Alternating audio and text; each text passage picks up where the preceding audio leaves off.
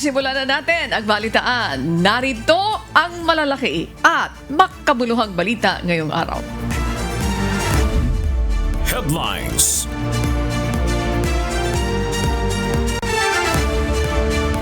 National News.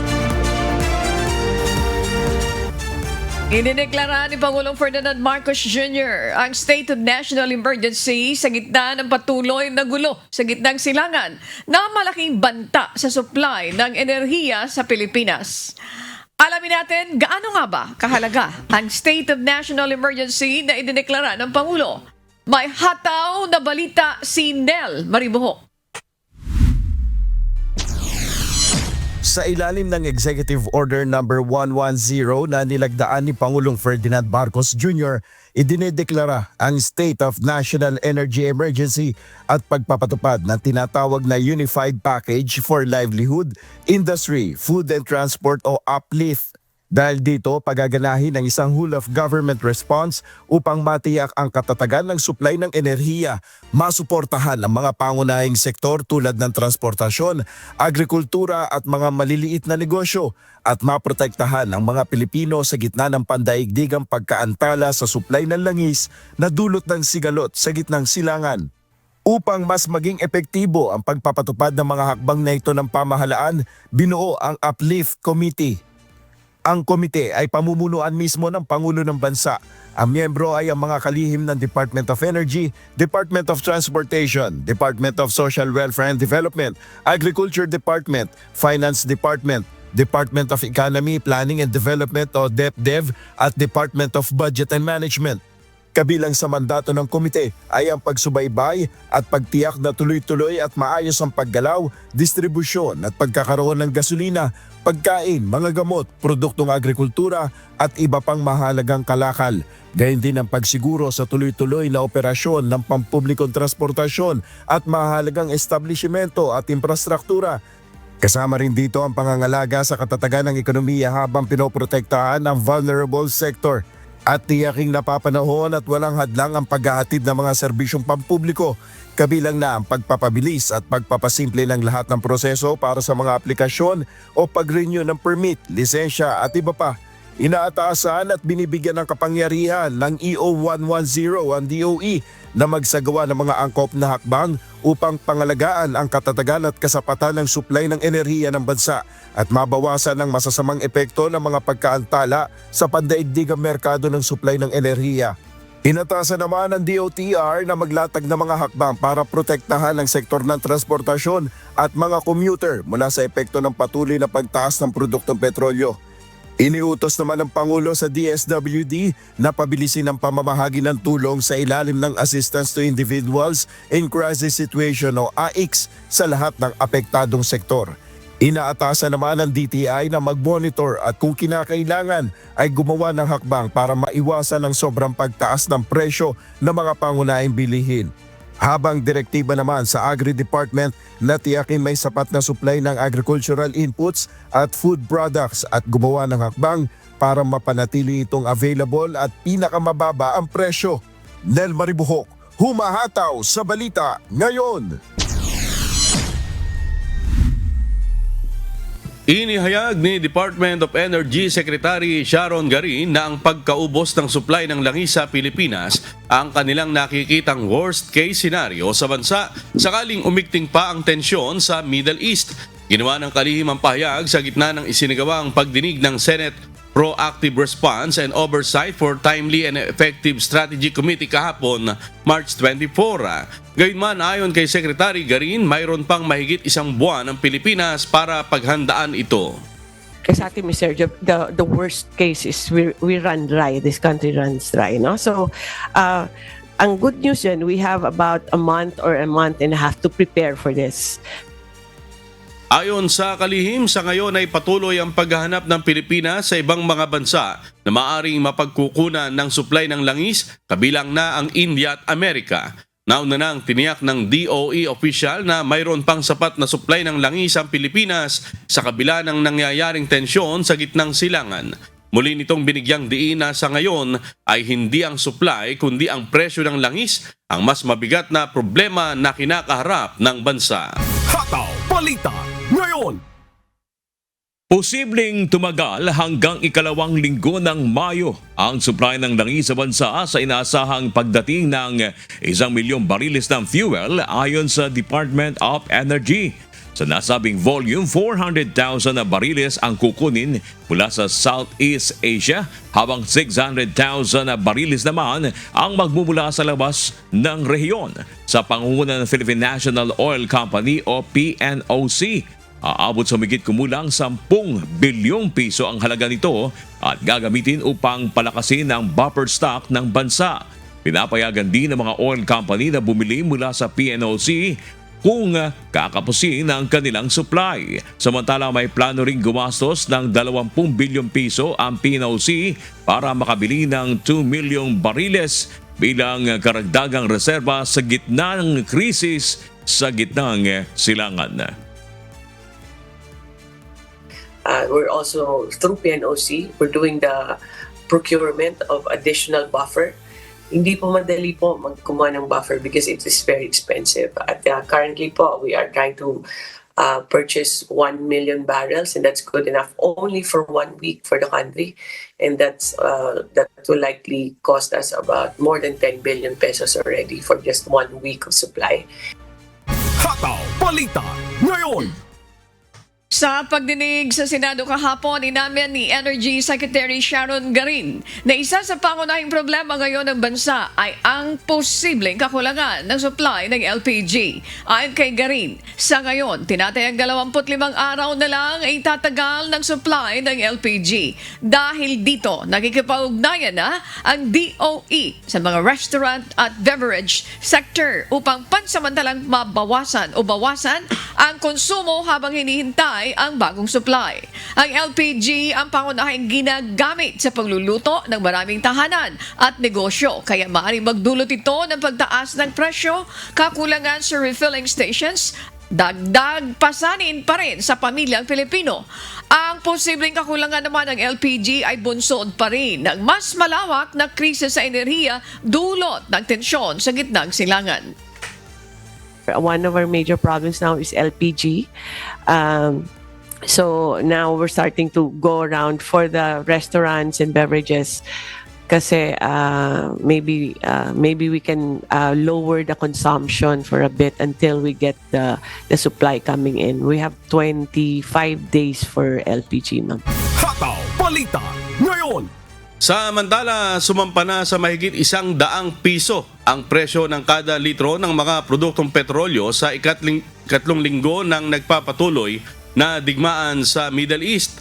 Sa presentasyon ng Department of Energy kahapon para sa oil price adjustment mula March 24 hanggang March 30, maabot na sa 134 pesos and 30 centavos ang presyo ng kada litro ng diesel, habang lumobo na rin sa 112 pesos and 40 centavos ang presyo ng kada litro ng gasolina. Samantala, tumuntong na rin sa mahigit sa 111 pesos hanggang mahigit sa 165 pesos ang bawat litro ng kerosene. Sa ngayon ay wala pa rin senyales ng pagtatapos ng digmaan sa pagitan ng Amerika, Israel at Iran, kaya inaasahan pa rin ang patuloy na pagtaas ng presyo ng langis sa mga susunod pang linggo. Hataw Balita ngayon.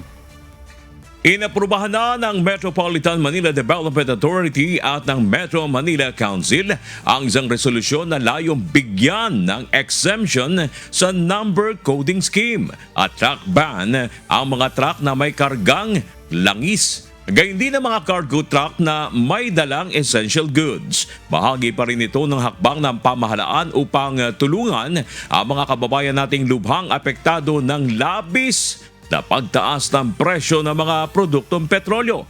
Ayon sa MMDA, ito'y bilang tugon din sa kahilingan ng Department of Energy at Department of Trade and Industry para sa mas mabilis na delivery ng mga produktong petrolyo at pangunahing mga produkto. Agad ay patutupad ang inaprobahang resolusyon pagkatapos ng general public nito o publication nito sa mga pahayagan.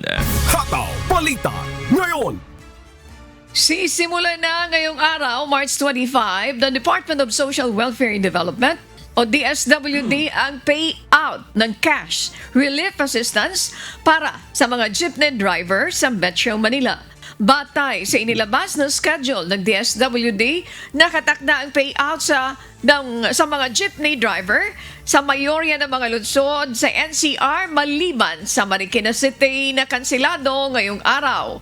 Sisimulan ang pamamahagi ng ayuda ng alas 7 ng umaga maliban sa Las Piñas City na mag-uumpisa naman ng alauna hanggang alas 5 ng hapon lamang.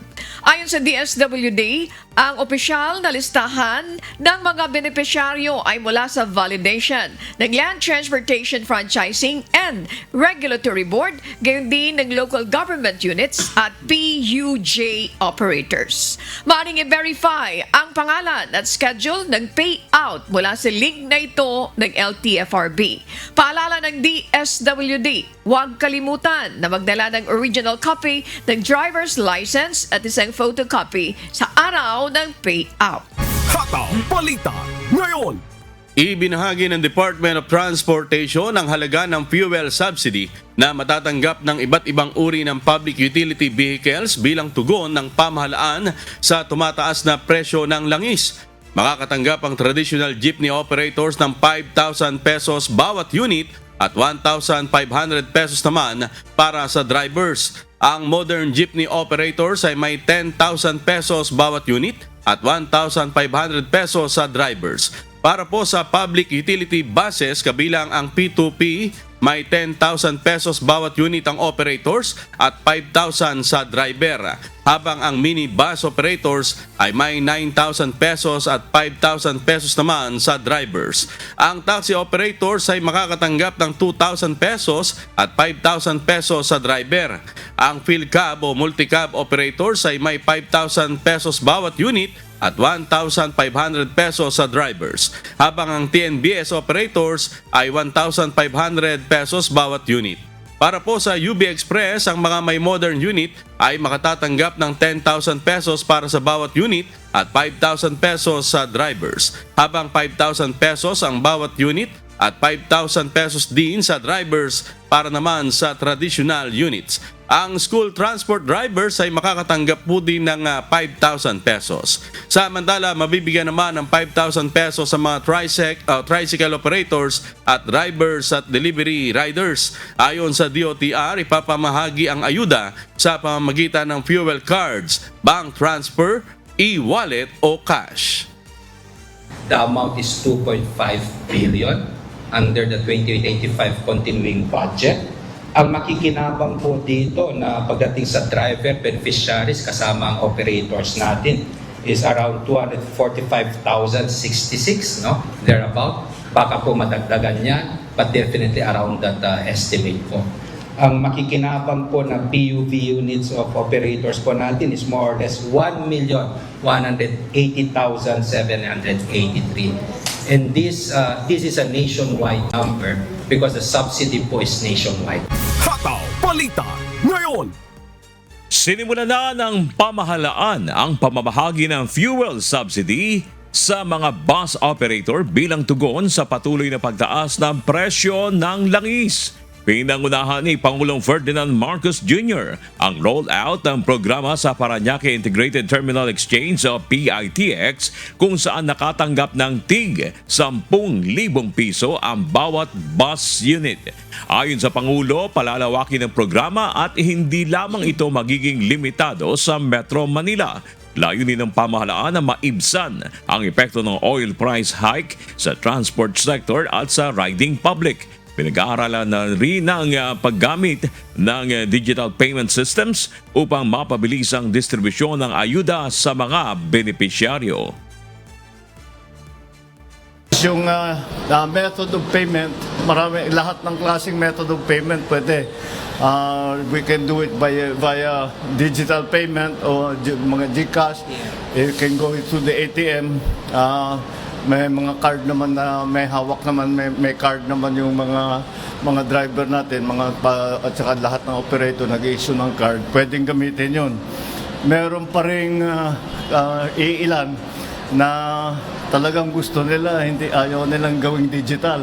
Kaya meron pa, pwedeng mag-issue ng cheque. At kung talagang kahit cash, pwede pa rin. Hataw Balita ngayon. Sa magpapatuloy ng hataw balita ngayon, nananawagan ang Department of Social Welfare and Development o DSWD sa mga tatanggap ng fuel subsidy na huwag ibaling sa kanilang mga staff ang sisi kung may mga driver na wala sa listahan ng benepisyaryo. Ayon kay Secretary Rex Gatchalian, hindi DSWD ang gumawa ng listahan, kundi hinango lamang ito mula sa mga kumpanyang may hawak sa mga driver. Tiniyak din ng ahensya na hindi pa ito ang huling payout at maaari pa magkaroon ng special schedule para sa mga hindi naisama sa unang listahang natanggap ng ahensya.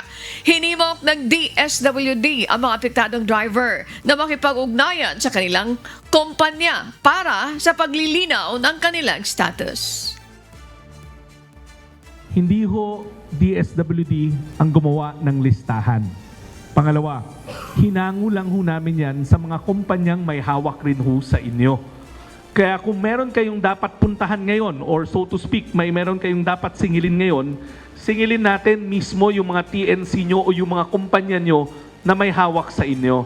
Hataw Balita ngayon. Mariing pinabulaanan ng DSWD ang kumakalat na balita na wala na umano silang pondo para sa pamamahagi ng ayuda. Ayon kay Secretary Rex Gatchalian, tuloy-tuloy ang pondo at walang katotohanan ang sinasabing cut-off sa listahan ng benepisyaryo. Iginit ng ahensya na sapat ang pondo para sa implementasyon ng programa sa kasalukuyan.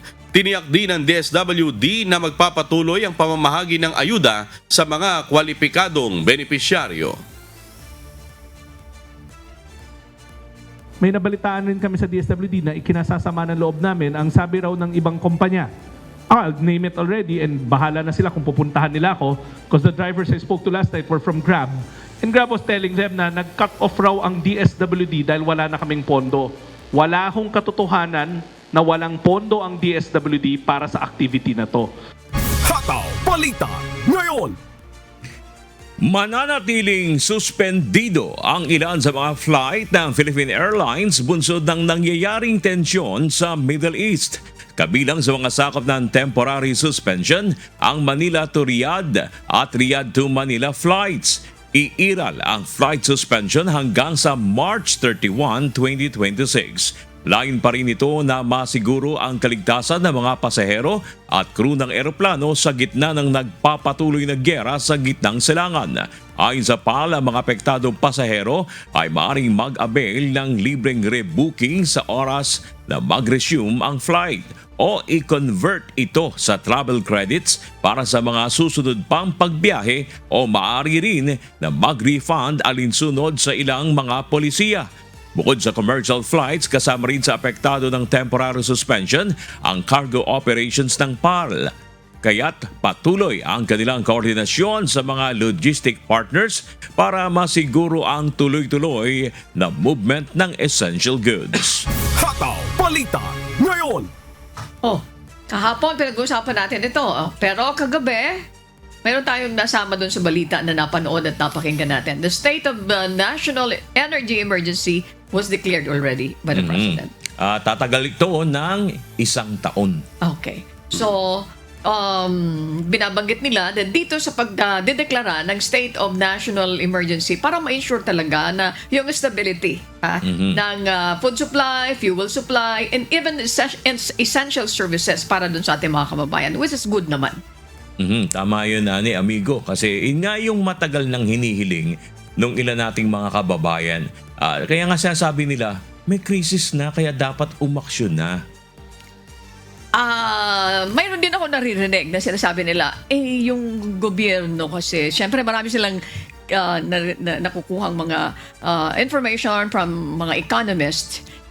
Di ba yung mga recommendation nila, dapat gawin nyo na yung pag-suspend noong excise tax. Excise tax na hanggang ngayon ay hindi pa naipatutupad at kararating pa lang sa Pangulo. Pero sinasabi naman nila, mayroon din kasi mga economista sinasabi nila, please do not continue to implement that because if you are going to implement that, tatamaan dito yung mga mahihirap kasi yung kita diyan napupunta doon sa serbisyo para doon sa mga mahihirap.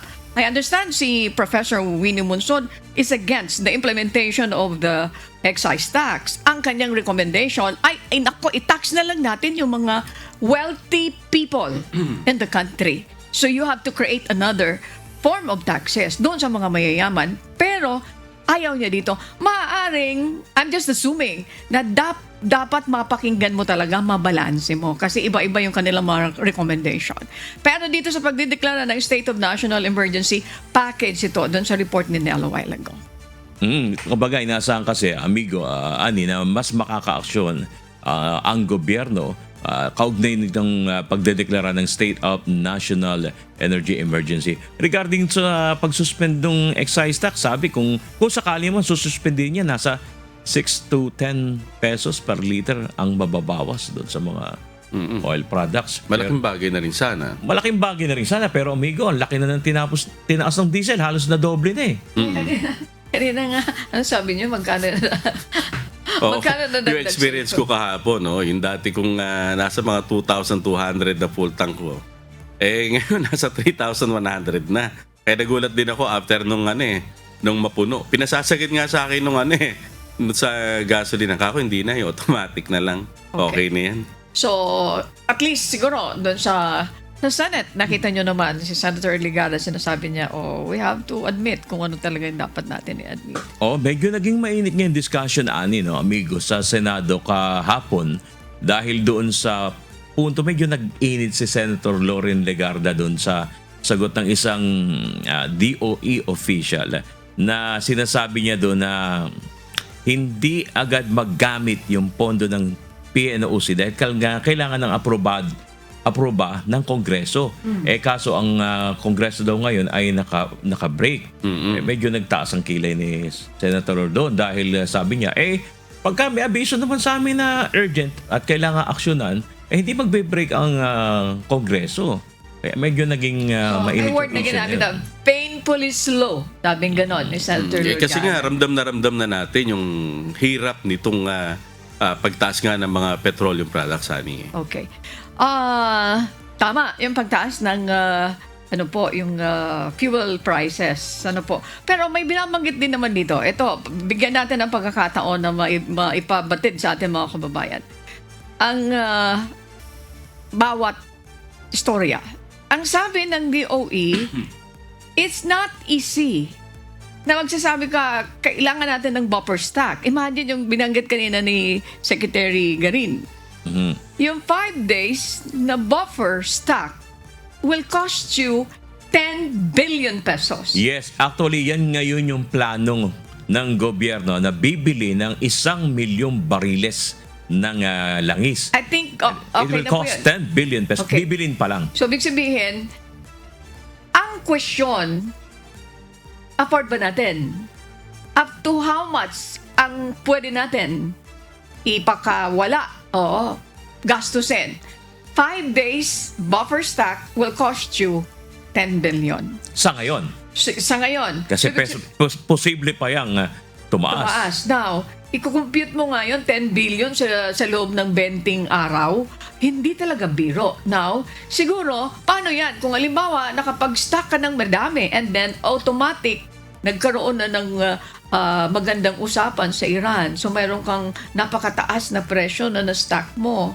So, ang laki ng pera nang gugugulin. Pero ang tansya dyan, medyo magtatagal pa, Ani. Okay. Bernard Tsaka ang isa pang dapat na matiyak natin dyan, yung assurance na kung may magbebenta pa sa ating mga bansa. I think yung tanong na yan ay walang problema. Kasi sabi ni Secretary Garin, doon sa napanood natin, this is not a question of supply. Mayroon tayong supply na makukuha. Ang tanong, kung kaya natin.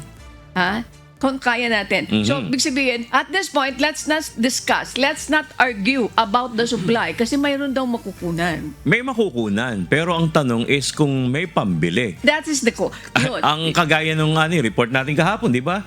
Mismo galing sa PNP dahil sila, ang PNP nagbabantay ngayon sa mga gasolinahan. Kung ang mga ito ba nagpapatupad ng tama, sila ba kung nagsara ay makatwiran yung pagsasara. Sila nagbabantay ngayon. Sa report nila, noong karaan 400 gasoline station nationwide ang pansamantala na nagsara ngayon. Okay. O ulitin natin, kung ang question tungkol sa supply, there's no problem. Sa ngayon. Sa ngayon, secondary ang tungkol doon. Ang dapat na pagtuunan ng pansin, kaya ba Yung presyo. yung presyo? Pero meron na bang sinasabi bakit nagsara yung 400 na yun kung hindi problema supply? Kasi may mga gasoline station ako napansin, meron silang gasolina pero diesel wala. Wala silang tinda. Ay, may ongoing investigation yata dyan. Lahat naman ay dadaan sa investigasyon. Opo. The PNP conducted already. Nakapag-collate sila ng mga data and they submitted that to the DOE and we are waiting for the result of that investigation. Bilis-bilisan na lang kasi medyo nakakabahala yon. Mahigit 400 gasolinahan yung pinag-uusapan natin dito na nagsara. Sana, Arinawa, may mabili pa na mga gas o crudo itong ating mga kababayan. Pero yung iba talaga, tigil pasada muna eh. Hindi dahil sa rally ha. Hindi nga nila kaya munang Hindi Pero, na kaya nung kikitain sa pagod. Malaki ng binabayaran nila. pero kahapon, sinimulan na ng Pangulo yung pagbibigay nga ng fuel subsidy dito That's sa mga bus operator naman, Tsaka sa mga driver. Okay. Pero liwanagin din natin yan doon sa mga bus drivers na medyo nagrereklamo kung halimbawa hindi makita na yung mga pangalan nila. Okay, uulitin natin, hindi nanggaling sa DSWD ang listahan. It came from the Lion Transportation Franchising Authority and LTFRB. LGU. Na ipinasa lang din naman sa LTFRB. From the LGU papunta sa LTFRB. So, ibig sabihin, baka pwede kayo mag-coordinate with your LGU. Di ba po? Kaya lang ang magandang balita to, dahil ang operator, yung driver, makakatanggap ng ayuda. Yun lang, hindi kasama yung konduktor. Oo, sa bus. Nagreklamo Wala. din sila. Maybe they can study that. Po? Kasi kasama nga sila. Partner sila doon sa mga bus drivers na may konduktor. Partner sila, di ba po? Pero sinasabi ng DSWD, nakahanda naman daw silang tumulong doon sa mga konduktor kung sakali. Okay, Na kailangan sila, ikaw yung Oo, sinabi. ganun nga. Pero wala talaga yung naka-program. Who will study that? Kaninong ahensya? Definitely, it will not, hindi manggagaling yan sa DSWD. Dapat manggaling din yun sa LTFRB. Ang LTFRB ay action lang kung may kautusan sa kanila o may mandato na isama pati ang mga konduktor. Konduktor. Sa ngayon, ang may aalok ng DSWD na nabanggit ni Amigo is kung lalapit sila doon That's sa correct. So mayroon silang nakalaan ng pondo na pwedeng pantustos doon. Siguro ang pinakamaganda doon ay pag-aralan din ito ng mga grupo nila sa transportasyon. Ipinanawagan ng isang mambabatas kay Pangulong Ferdinand Marcos Jr. na i-certify na as urgent ang House Bill number 8495 para sa 52.8 billion pesos na halaga ng supplemental fund para tugunan ng nararanasang krisis sa bansa ngayon dulot ng gulo sa Middle East.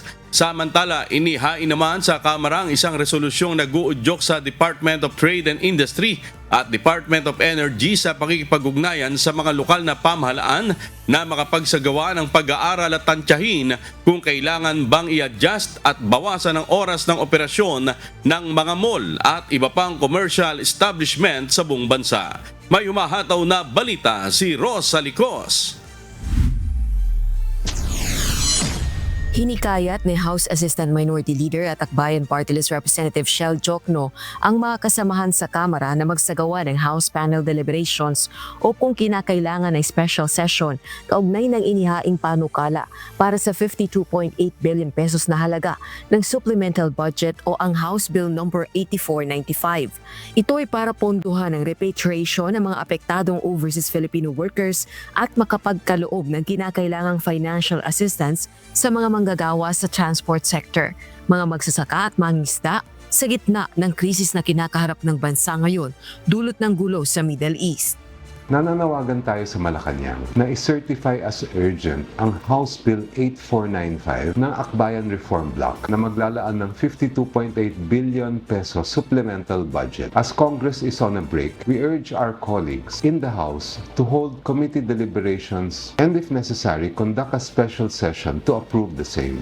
Sa ilalim ng panukala, 12 billion pesos ang ilalaan sa fuel subsidies para sa public utility vehicle drivers at transport workers. 2.8 billion pesos naman para sa agriculture subsidies na aagapay sa mga mangisda at magsasaka, habang 38 billion pesos ang para sa displaced OFWs. Samantala, inihain naman ni Davao Oriental 2nd District Representative Chino Almario ang House Resolution number 893.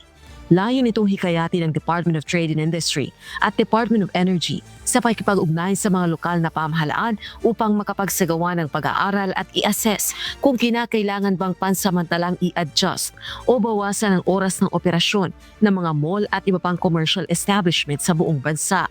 Bilang bahagi ito ng pagtitipid sa enerhiya sa gitna ng krisis sa langis na nararanasan ngayon dahil sa Middle East crisis. Rosa Licos, humahataw sa balita ngayon. Uminit ang talakayan sa pagdinig ng Senate Ad Hoc Committee kahapon nang mapag-usapan ang magkasalungat na pananaw ng Malacanang at ng ilang senador kung meron na nga bang krisis sa langis ang bansa.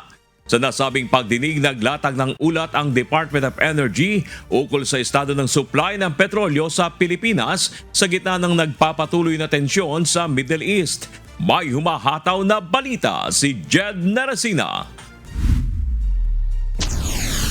Uminit ang ulo ng ilang senador matapos tila isisi ng Department of Energy sa session break ng Kongreso ang pagkaantala ng kanilang pondo para sa supply ng langis. Giit ni Senator Loren Legarda, hindi kailanman naging sagabal ang adjournment ng session kung ang pag-uusapan ay ang nararanasang krisis ngayon ng bansa. Ayon kay Department of Energy Undersecretary Alessandro Sales, aabot sa 8 bilyon hanggang 10 bilyong piso ang hinihingi nilang supplemental budget sa gitna ng banta ng krisis sa langis. Paliwanag niya, hindi ito galing sa national government, kundi sa sariling pondo ng Philippine National Oil Company o PNOC, kaya nangangailangan pa ito ng pahintulot ng Kongreso para magamit. Congressional approval is needed based on the answer to the question of Senator Ontiveros. So, has it been communicated to both houses? I think a letter was submitted to the committee chairs, but naka-break po ang... Sinabi ba yan? Because it is so urgent. It did not come from us. It came from the DOE. May I just know the date? Sir, I know you're a technical person and you seem very knowledgeable. I just need to know. It's an admin matter. Can we kindly put on record after this presentation, Mr. Chair, just bear with me, so that hindi ang itsura nakapending sa Senado, tapos sasabihin nyo, kasi po nag-break, excuse me, hindi po nag-break ang Senado na hindi inaaksyonan ang hinihiling ng executive. Sinuportahan din ng chairman ng ad hoc committee na si Senator Sherwin Gatchalian ang naging pahayag ni Senator Legarda. Aniya, handa naman silang magpatawag ng special session anumang oras kung talagang kinakailangan. Break tayo session pero tuloy-tuloy pa ho yung aming hearing. At kung kailangan po mag-convene, ready naman po magkaroon ng special session at any time, no? Nanindigan naman si Senator Legarda na hindi sila mag-a-adjourn o magbe-break, lalo't kung kailangang talakayin ang supplemental budget ng DOE na kailangan ngayong may krisis. Hindi pwedeng tinuturo-turo nyo kami. Hindi nyo pwedeng sinasabi, makinig kayo. Huwag kayong nagpapalusot dito, ha? Sinasabi nyo, yung letter na sa inyo eh. Tapos nag-break kayo. Double jeopardy, hindi pwede yun. Sorry. Hindi po kami papayag nun. Kung alam po namin hindi kami mag-break, tama po ang chair. Tinan mo nga, mag-break. Gusto nyo Holy Week, magtrabaho tayo dito eh. Samantala, sa kaparehong pagdinig, inamin ni Energy Secretary Sharon Garin na nasa 25 araw na lamang ang natitirang supply ng liquefied petroleum gas o LPG sa bansa. Ito ay bunsod ng tumitinding tensyon sa Middle East na nakaaapekto sa pandaigdigang distribusyon ng langis at gas. One of our major problems now is LPG. So now we're starting to go around for the restaurants and beverages kasi maybe we can lower the consumption for a bit until we get the supply coming in. We have 25 days for LPG, ma'am. Dahil dito, nanawagan ang mga senador sa mga ahensya ng pamahalaan na bumuo agad ng konkretong plano upang matugunan ang banta ng krisis sa enerhiya na dulot ng gulo sa gitnang silangan. Jed Neresina, humahataw sa Balita Ngayon.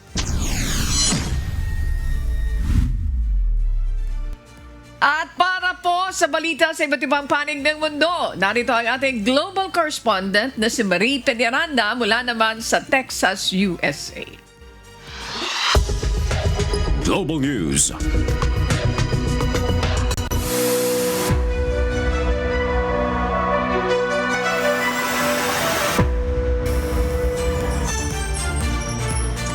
Magandang umaga sa iyo, Annie, at sa ating mga kasambahay. Narito ang mga balita mula sa iba't ibang panig ng daigdig. Kasunod ng pagtanggi ng Iran sa usapang pangkapayapaan kasama ang Estados Unidos, lalo pang umigting ang mga pag-atake nito laban sa Israel. May hataw na balita si Noel Poliarco.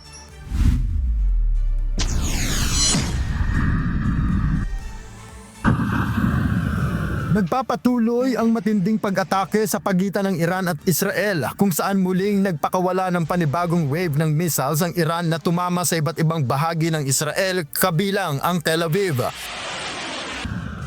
Nagdulot ito ng pinsala sa mga gusali habang patuloy ang pag-andar ng air defense system ng Israel upang harangin ang mga papasok na projectile. Sa kabila ng interception, may ilang missiles ang nakalusot at tumama sa residential areas dahilan sa pagkasira ng mga estruktura at pangamba sa mga sibilyan. Gumanti naman ang Israel sa pamamagitan ng sunod-sunod na airstrikes laban sa mga target sa Iran at mga kaalyado nitong grupo, kabilang ang Hezbollah sa Lebanon. Ilang pag-atake ang naitala sa Beirut na nagdulot ng matinding pinsala at paglikas ng mga residente. Ang mas tuminding opensiba ay naganap isang araw lang matapos sabihin ni US President Donald Trump na nakikipag-usap ng Estados Unidos sa Iran para sa isang kasunduan. Gayunman, ayon sa Tehran, walang direktang negosasyon at ang ganitong pahayag ay walang basehan. Sa kabila nito, kinumpirma ni Israeli Prime Minister Benjamin Netanyahu na nagkaroon sila ng pag-uusap ni Trump hinggil sa posibilidad ng isang kasunduan laban sa Iran. הנשיא טראמפ מאמין שיש סיכוי למנף את ההישגים הכבירים של צה"ל וצבא ארצות הברית כדי לממש את יעדי המלחמה בהסכם, הסכם שישמור על האינטרסים החיוניים שלנו. Gayunman, iginiit ni Netanyahu na magpapatuloy pa rin ang opensiba ng Israel laban sa Iran sa kabila ng posibilidad ng tigil putukan. Sa panig naman ng Iran, nagbabala ang Islamic Revolutionary Guard Corps o IRGC na handa ang kanilang puwersa sa anumang escalation. Ayon sa kanilang ground force commander, nasa pinakamataas na antas ng kahandaan ang kanilang puwersa at magbibigay ng matinding ganting pag-atake sa anumang agresyon. Iginiit din nila na hindi sila natatakot at handang ipagtanggol ang kanilang bansa habang nagbanta ng mas mabibigat pang missile at drone attacks laban sa Israel kung magpapatuloy ang pag-atake sa mga sibilyan sa Lebanon at Palestine. فنقول لكم إننا لا نحارب اليوم دفاعا عن أنفسنا فحسب بل آثارا لشهدائنا وحدهم بل دفاعا كذلك عن مظلومية الأمة الإسلامية والشعب الفلسطيني وشهدائه الذين لهم نصيب راسخ ومتجذر في هذا الموقف. Noel Poliarco, humahataw sa balita ngayon!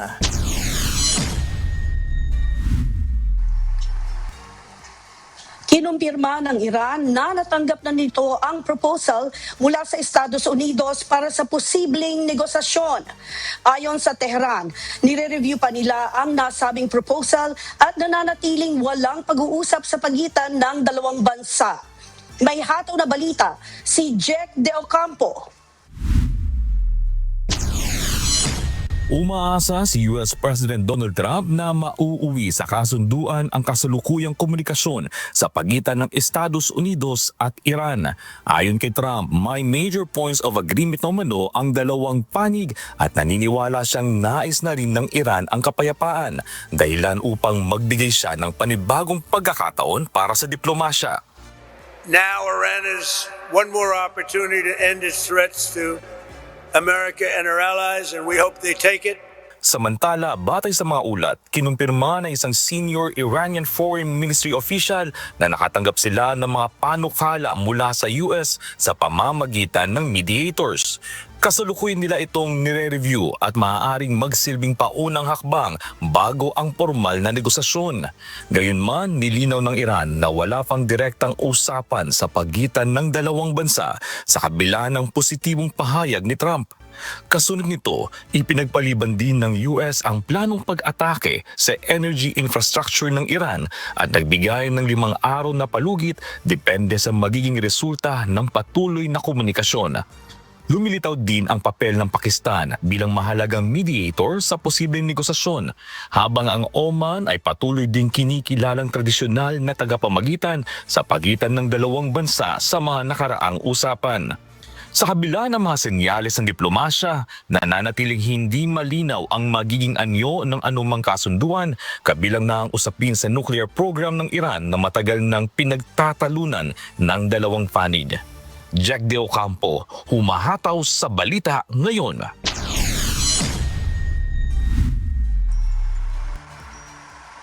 Itinalaga ng Iran si Mohammad Bagher Zolgadar bilang bagong Secretary ng Supreme National Security Council, kapalit na napaslang na si Ali Larijani. Si Larijani na isang makapangyarihang opisyal ay nasawi sa isang airstrike na iniuugnay sa Israel noong nakaraang linggo. Si Zolgadar ay dating commander ng Revolutionary Guards at may malawak na karanasan sa seguridad at pamahalaan. Ang naturang konseho ang namamahala sa seguridad at foreign policy ng Iran sa ilalim ng pangkalahatang kapayapaan o kapangyarihan ng Supreme Leader. Hataw Balita ngayon. Muling tumaas sa mahigit $100 kada bariles ang presyo ng langis matapos ang magkasalungat na pahayag hinggil sa umano'y usapan ng Estados Unidos at Iran. Bumagsak ang presyo noong Lunes nang ipagpaliban ni US President Donald Trump ang planong pag-atake, ngunit agad itong umakyat muli nang itanggi ng Iran ang anumang negosasyon. Nagdulot ng pagbabago sa merkado ang banta ni Trump na sisirain ang Iranian energy facilities at mga posibleng pagsasara ng Strait of Hormuz.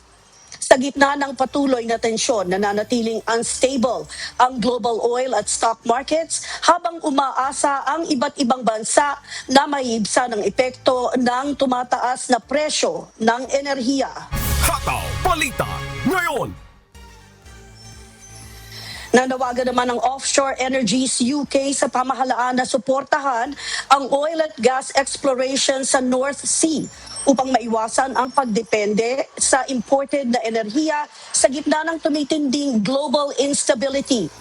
Ayon sa grupo, patuloy na umaasa ang UK sa fossil fuels na bumubuo ng malaking bahagi ng energy supply habang tumataas ang demand kasabay ng pagbaba ng lokal na produksyon.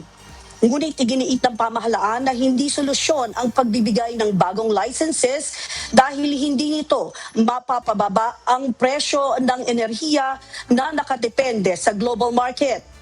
Sa kabila nito, patuloy ang debate kung dapat bang palawakin ang drilling o mas tututukan ang renewable energy bilang pangmatagalang solusyon sa energy security. Hataw Balita ngayon. Naghain ang Bahrain ng draft resolution sa United Nations Security Council na magpapahintulot sa paggamit ng lahat ng paraan upang maprotektahan ang mga barkong dumaraan sa Strait of Hormuz.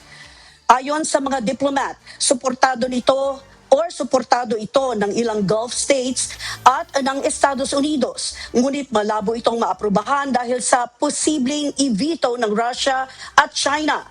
Layunin ng resolusyon na pigilan ang umano'y banta ng Iran sa mahalagang rutang dinadaanan ng malalaking bahagi ng supply ng langis sa mundo.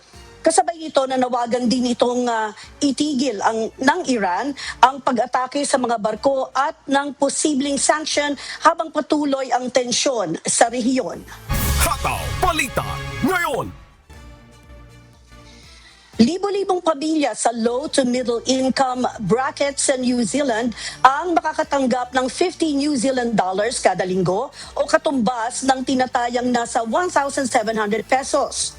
Layunin nitong maibsan ang epekto ng patuloy na pagtaas ng presyo ng langis sa bansa. May umahataw na balita si Early Briones.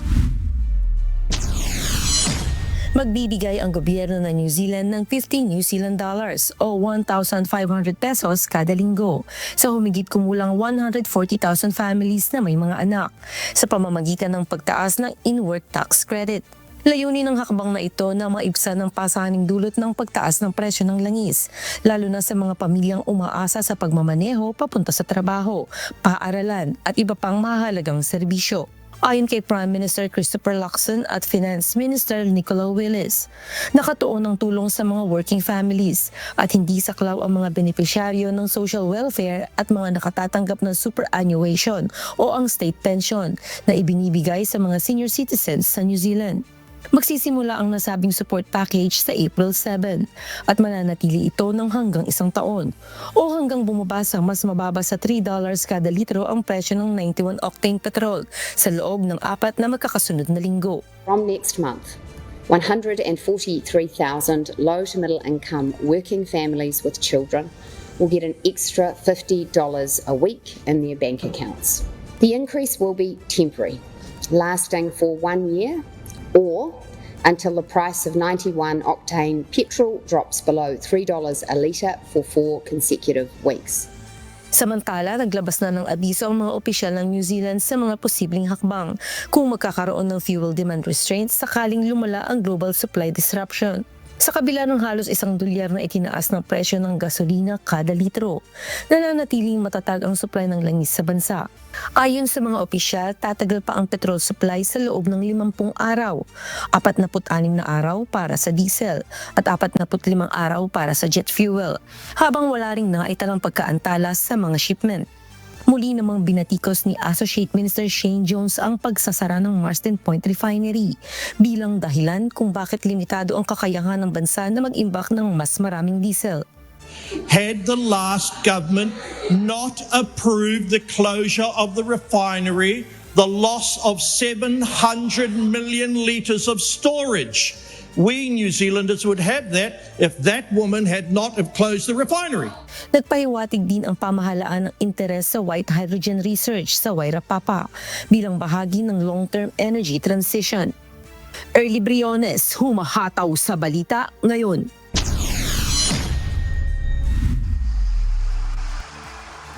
Nag-deploy ng mga ahente ng Immigration and Customs Enforcement o ICE sa mga malalaking paliparan sa United States habang humahaba ang pila sa security checkpoints. Ito ay matapos dumami ang mga absent na airport security staff dahil sa hindi pa natatanggap na sahod sa gitna ng government shutdown. Si Jihan Tamasunas, humahataw. Nagpadala ang pamahalaan ng Estados Unidos ng daan-daang ICE agents sa mahigit 12 pangunahing paliparan upang tumulong sa operasyon ng seguridad kasunod ng kakulangan ng mga tauhan ng Transportation Security Administration o TSA. Ayon sa ulat, libo-libong TSA employees ang hindi pumapasok sa trabaho matapos hindi makatanggap ng sahod sa loob ng ilang linggo dahil sa partial government shutdown na nagsimula pa noong Pebrero. Dahil dito, humaba ng ilang oras ang pila sa mga airport security checkpoints. Pinapayuhan din ang mga pasahero na dumating ng 3 hanggang 4 na oras bago ang kanilang flight upang maiwasan ang pagkaantala. Sa ilang paliparan gaya ng Hartsfield-Jackson sa Atlanta at mga airport sa New York at Houston, umabot sa higit 1/3 ng mga security staff ang hindi pumasok, na lalo pang nagpalala sa sitwasyon. Ayon sa Department of Homeland Security, may mga pasaherong napipilitang matulog sa loob ng paliparan upang hindi mahuli sa kanilang biyahe dahil sa matinding haba ng pila. Nilinaw naman ng mga opisyal na ang mga ICE agents ay itinilaga lamang upang tumulong sa crowd control at hindi para sa specialized na gawain sa seguridad at hindi direktang magsasagawa ng passenger screening. Gayunpaman, nagdulot ito ng pangamba sa ilang grupo, kabilang ang civil rights organizations na nagbabala sa posibleng profiling at kakulangan sa sapat na training ng mga ahente para sa ganitong uri ng trabaho. Patuloy naman ang pagtatalo sa pagitan ng mga mambabatas sa US hinggil sa pondo ng Department of Homeland Security na siyang dahilan ng pagkaantala ng sahod ng libo-libong empleyado ng gobyerno. Gian Tamasunas, humahataw sa balita ngayon.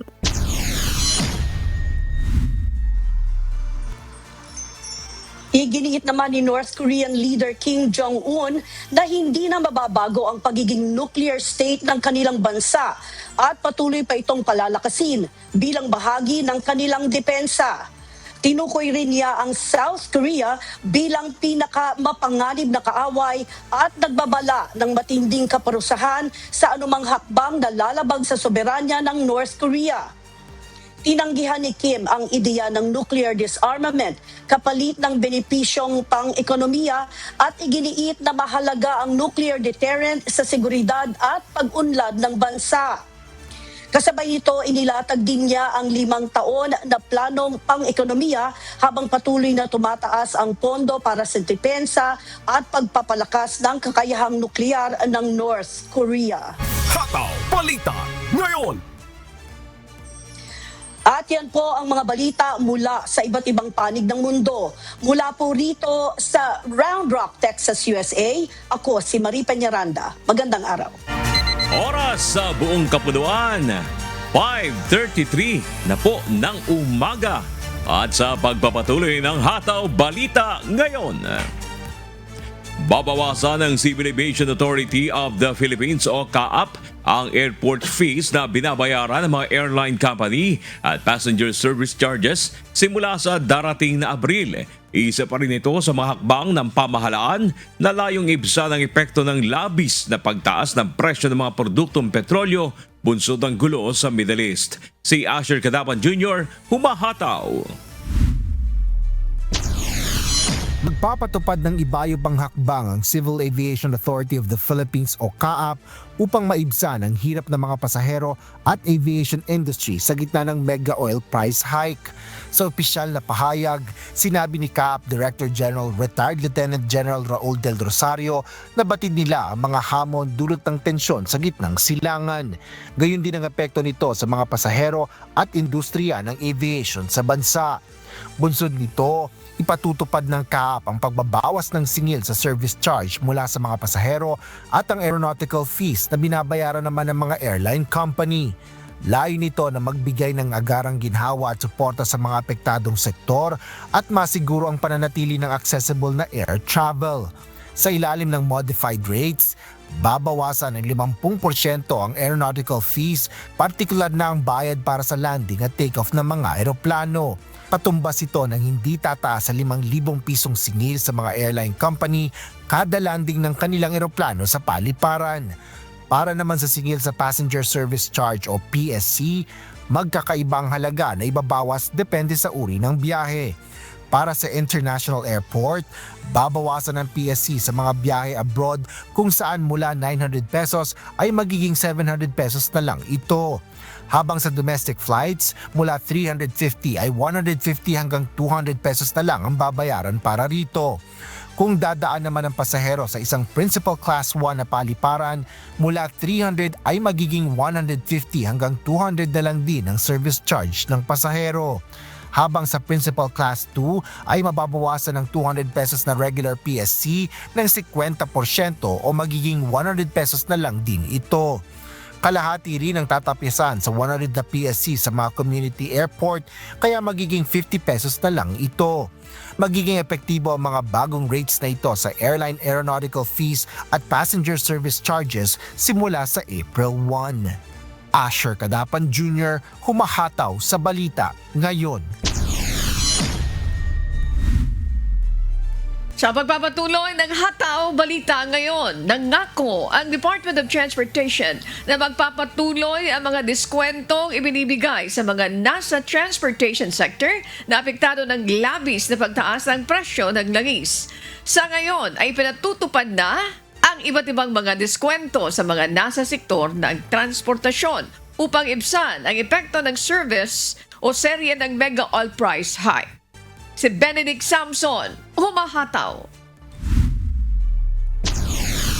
Sa layuning matulungan ang ating mga kababayan sa epekto ng patuloy na pagtaas ng presyo ng langis, ipinatutupad na ng pamahalaan ang iba't ibang mga hakbang kabilang na ang discount sa pamasahe sa tren, eroplano, barko at maging ang toll discount. Habang sa Abril naman ay uumpisahan na rin ng Department of Transportation ang Piso-Roro Terminal fees para sa Class 3 at Class 4 vehicle. Gayon din ang 200 pesos na discount sa terminal fee at 5,000 pesos sa tapya sa landing fee para sa mga pasahero ng eroplano. Ayon kay Transportation Acting Secretary Giovanni Lopez, malaking bagay ang mga nasabing diskwento lalo sa mga nangangalakal ng basic goods. At ano po yung sinasama natin dito? For the raw and unprocessed agricultural products tulad po ng grains, palay, mais, bigas, tulad din po ng sinasabi nating gulay, prutas, kasama rin dyan ng fishery products, no? Kasama din dyan yung livestock and poultry. Ayon sa DOTR, mananatili ang mga diskwentong ito kahit pa bumaba ang presyo ng langis bago pa ang 6 na buwan na itinakdang timeline para dito. Ngunit kung magpapatuloy pa ito ng higit sa 6 na buwan, muling ire-review ng DOTR kung palalawigin ang mga diskwento sa transportation sector.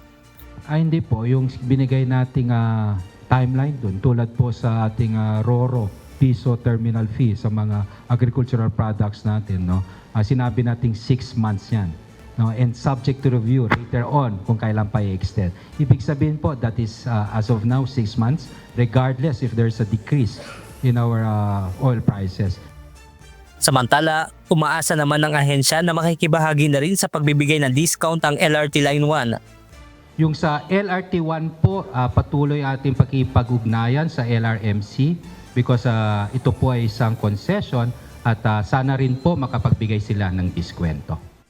Benedict Samson, humahataw sa balita ngayon. Nakikitang hamon ng Light Rail Transit Authority ang pagpapanatiling operational sa natitirang 10 tren sa LRT Line 2. Bagamat hindi pa ramdam ang pagdagsa ng mga pasahero sa kabila ng implementasyon ng 50% discount sa pamasahe sa unang araw nito, inaasahan na ng LRTA ang pagdami pa ng mga pasahero sa tren sa mga susunod na linggo kung hindi pa rin magkakaroon ng rollback sa presyo ng langis. May humahataw na balita si Mia Alonso.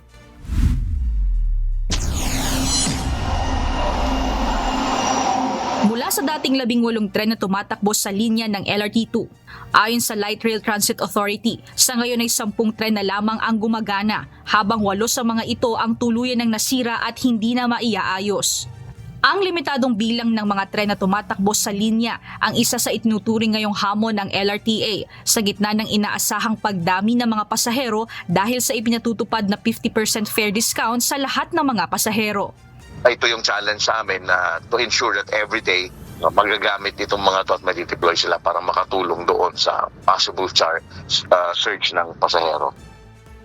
Bukod sa limitadong tren, isa rin sa mga nakikitang hamon ng LRTA ang tinatayang nasa 36 million pesos na revenue na maaaring mawala buwan-buwan dahil sa ipinatutupad na fare discount.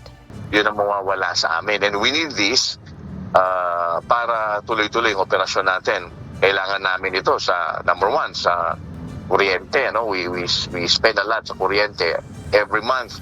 Ang bill namin sa kuryente is around 27 million. And then hindi pa kasama doon yung personal services natin, yung mga sweldo ng mga tao. Nagsabi naman na kami sa national government na kung pwede tulungan kami kasi otherwise mabibitin yung aming financial requirements para doon sa tuloy-tuloy na operasyon. Sa kabila nito, sinisikap pa rin ng LRTA na masigurong walang magiging aberya sa biyahe ng LRT2 at tiyaking maayos na nagagamit ang mga pasilidad nito. Samantala, inaasahan naman ng pamunuan ng MRT3 ang posibilidad na madagdagan ng nasa 10 hanggang 20% ang kanilang ridership sa mga susunod na araw. Kaugnay ito, naghahanda na rin ng MRT3 sa maaaring pagdagsa ng mga pasahero kabilang na ang pagdaragdag ng mga station personnel para sa crowd management. Sinisikap rin ng management na tiyaking may sapat na bilang ng mga tren lalo na tuwing rush hour kung saan mas dagsa ang mga pasahero. Mas pinaiigting rin ang seguridad sa bawat istasyon para masiguro ang kaligtasan ng mga commuter. Ang MRT3 ay hiwalay ang operational natin. No? Meron tayong budget na binibigay ng gobyerno through GAA. Ang lahat ng koleksyon naman natin ay nire-remit namin sa gobyerno. Now, dun naman sa maintenance, yan naman ay separate budget na dinadaan naman niya sa Sumitomo being our maintenance provider. Naka-package yan dun sa loan natin ng rehab and maintenance. So, hindi po magagalaw yan. Tuloy-tuloy po ang ating maintenance. Tuloy-tuloy din po ang ating operation. So wala pong impact except lang yung ating collection, yung revenue ay magkakaroon ng loss revenue yan na 50%. Sa ngayon ay nakatuon ng management ng MRT3 at ng LRT2 sa pagpapanatili ng maayos na operasyon at masiguro ang kaligtasan ng mga pasahero. Mia Alonso, humahataw sa balita ngayon. Pinalalahanan ng Embahada ng Pilipinas sa mga Pilipino na nasa Iraq hinggil sa mahigpit na pagbabawal ng pagpopost sa social media ng kahit anong video o larawan ng mga pag-atake sa kanilang bansa. Ito ay alinsunod na rin sa patakaran ng bansang Iraq kung saan ang sino mang lalabag sa patakaran ay maaaring maparusahan o makasuhan. Binigyang diin ng embahada ng seguridad ng Iraq ay isang responsibilidad na ibinabahagi at ang pagsunod sa batas ang tanging paraan upang matiyak na hindi makokompromiso ang kanilang national security. Hataw Balita ngayon. Posibleng makaranas ng matumal na biyahe ang mga bus sa Parañaque Integrated Terminal Exchange o PITX ngayong long holiday dahil sa patuloy na pagtaas ng presyo ng petrolyo. Ayon kay PITX Corporate Affairs Head Jason Salvador, may ilang bus companies na nahirapang magpatuloy ng operasyon at posibleng magbawas o tumigil sa pasada. Sa kabila nito, mahigpit na ipinagbabawal ang pagsasakay ng sobra-sobrang pasahero dahil delikado ito at hindi magiging komportable ang biyahe ng mga pasahero. Nananawagan naman ang DOTR sa mga bus operator na tiyaking may sapat na biyahe ng mga bus upang hindi maabala ang mga commuter na uuwi ng probinsya. Two things can happen. Doon sa projections natin initially, pwede talagang tumaas yan dahil nga maraming gusto mag-commute. Or second, bumaba talaga yon kasi magdalawang isip sila. Una, gusto makatipid. Pangalawa, baka nag-aalala sila wala masakyan. So things could happen either or, no? Kaya we're keeping our ears on the ground. We're monitoring things on the ground. Upang sa ganun, makapag-adjust tayo accordingly. Hataw Balita ngayon. Samantala, inilunsad na kahapon ng Philippine Ports Authority ang pinakabagong online reservation assistance system o ORAS na isang digital system sa pagpapa-reserve ng ticket sa mga biyahe sa pantalan. Ayon sa PPA, malaking tulong ang nasabing online ticket reservation para sa mas maayos at mabilis na pagkuha ng ticket sa mga barko lalo na tuwing peak season. Gamit ang QR code na makikita sa website ng PPA, maaari nang pumili ng oras ng biyahe ang isang pasahero kahit wala ito ng personal sa pantalan. Ito'y dahil pwede nang makita online ang schedule ng mga barko at mag-fill out lamang ng mga detalye na kailangang isumite para sa siguradong ticket sa biyahe. Sa pamamagitan nito, hindi na kailangan pang pumila ng mahaba o maghintay ng matagal ng mga pasahero para magbaka sakali sa tiket. Para po sa karagdagang detalye, maaaring bisitahin ang official social media sites ng PPA. Hataw Balita ngayon. Magpapatupad ang Land Transportation Office o LTO ng random drug testing at inspeksyon sa mga bus terminal upang matiyak ang ligtas na biyahe ng ating mga kababayan na magbabakasyon sa darating na long holiday. Ayon sa LTO, magde-deploy din sila ng mga tauhan sa kalsada at gagamit ng mobile command centers upang bantayan ang trapiko at agad tumugon sa aksidente. Layunin ng hakbang na matiyak ang kaligtasan ng mga pasahero at maiwasan ang pagpasada ng mga kolorum na sasakyan sa gitna ng inaasahang dagsa ng pasahero.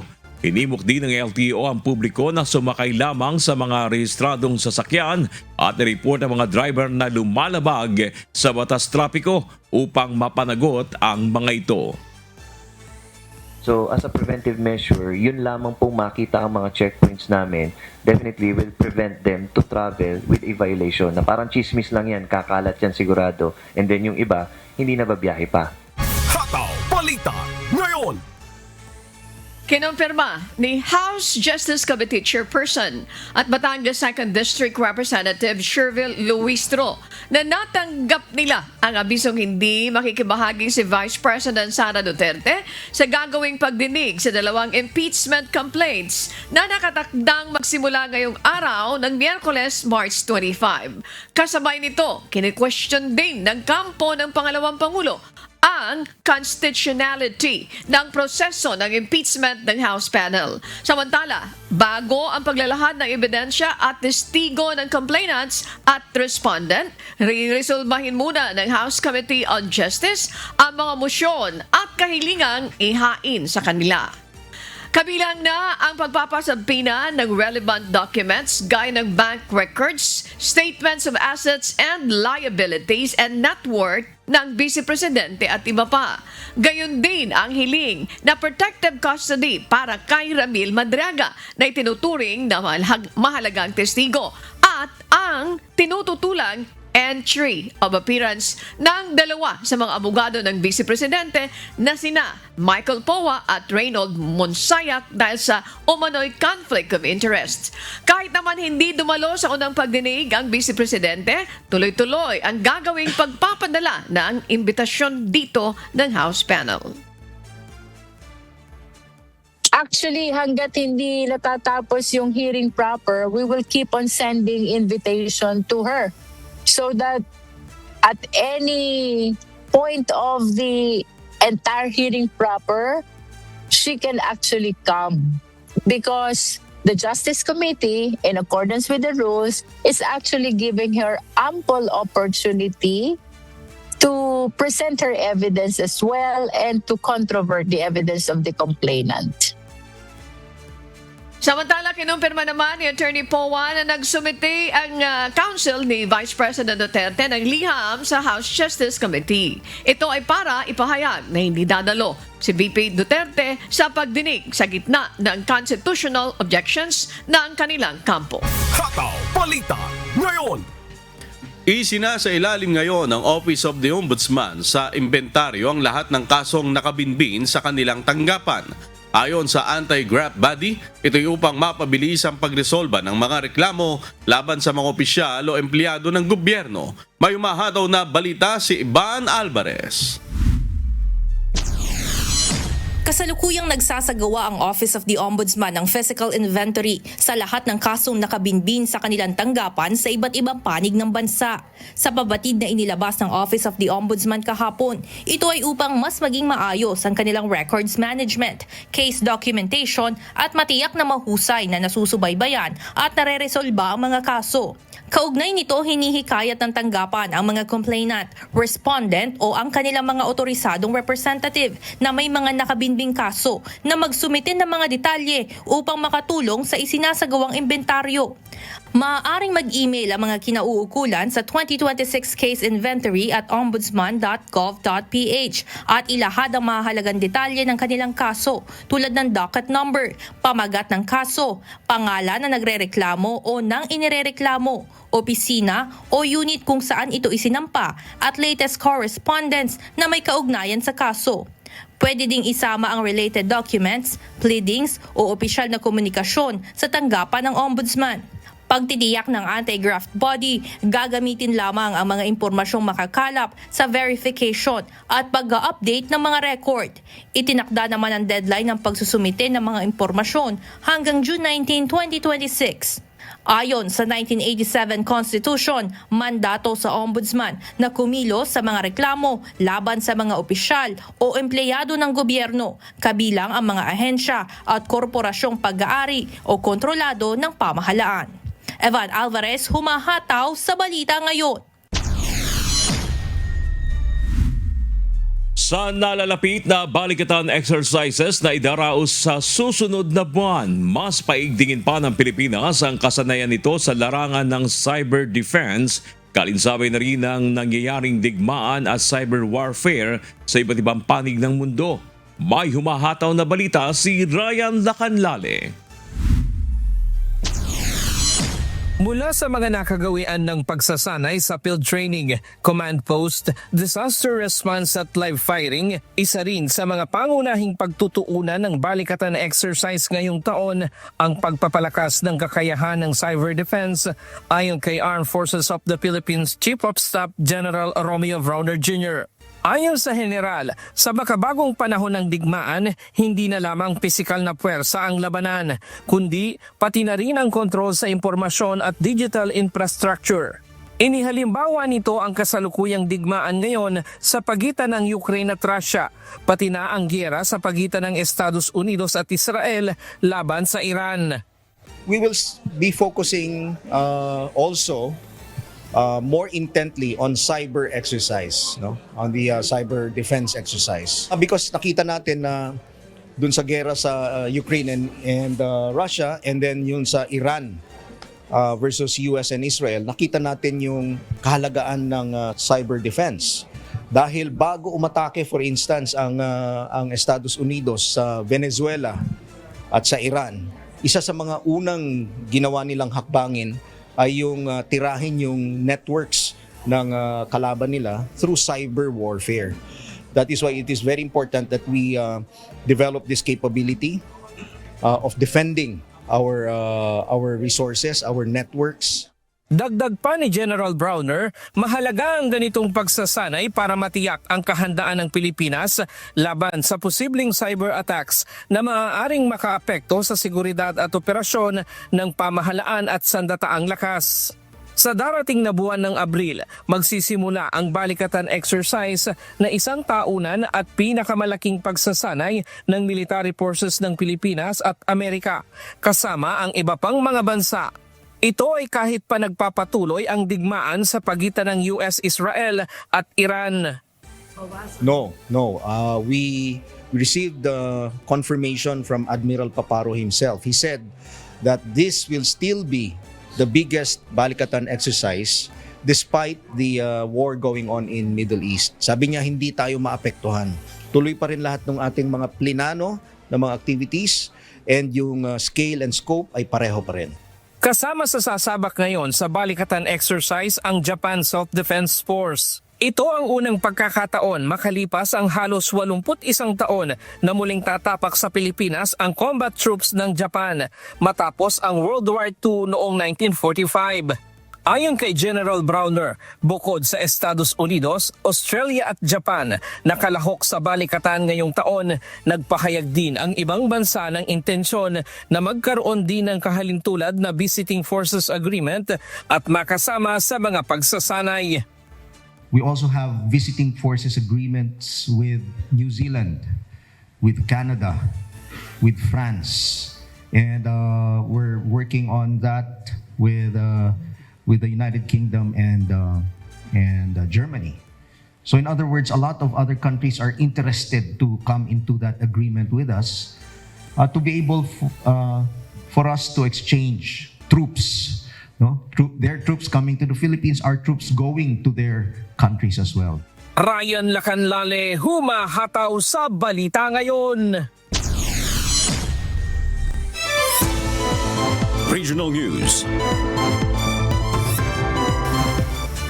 Inireklamo ng ilang mga magsasaka mula sa bayan ng Ginubatan sa Albay ang hindi natapos na farm-to-market road project sa kanilang lugar na dapat sana ay malaking tulong para sa kanilang kabuhayan. Si Venus Palles, umahataw. Imbis na makatulong sana sa transportasyon ng kanilang mga pananim, perwisyo ang inabot ng mga magsasaka sa bayan ng Ginubatan sa Albay dahil sa hindi natapos na farm-to-market project na itatayo sana sa kanilang bayan. Ayon kay Proniano Ibasco, isa sa mga apektadong magsasaka, malaking tulong sana ang isang proyektong kalsada para sa mas mabilis na paghahatid ng mga inani nilang pananim.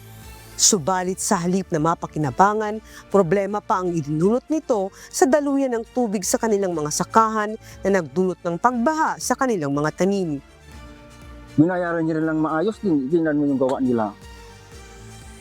Hindi maganda. Hindi linagyan ng madadaanan yung tubig dyan. Hindi, napipirwisyo tuloy ako dito. Kasi tumatawid pa papunta dito. Kaya yan, nasira na yung taniman ko dyan. Yung tubig, pagkatawid dito, babalik doon. Kala mo yan, dagat na yan hanggang doon. Ayaw ko masira yung tanim.